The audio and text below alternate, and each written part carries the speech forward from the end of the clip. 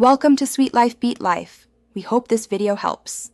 You begin by stopping water at the closest valves. If those fail, shut the main. Once done, open faucets to relieve pressure and drain remaining water into a bucket. Remove items from under the sink so you have clear access. Inspect the existing metal pipe to determine material, copper, galvanized, or brass, because that decides fittings and tools. Make sure you have a replacement length, matching fittings, and thread sealant or solder materials before cutting. Now you're ready to cut and remove the old section. You cut the pipe at marked points using a pipe cutter or hacksaw. Make clean, square cuts and deburr both ends to prevent leaks. Once removed, test fit the replacement piece and connectors to confirm alignment and clearance with trap and cabinet. If using solder, clean and flux the copper.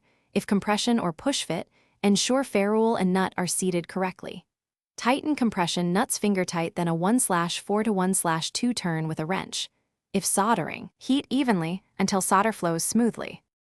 Once your new pipe is in place, slowly turn on the supply and watch each joint closely for leaks. Check both undersink fittings and trap connections. If you see a small drip, tighten compression nuts a 1/4 turn or reheat and add solder. Make sure seals and O-rings are seated.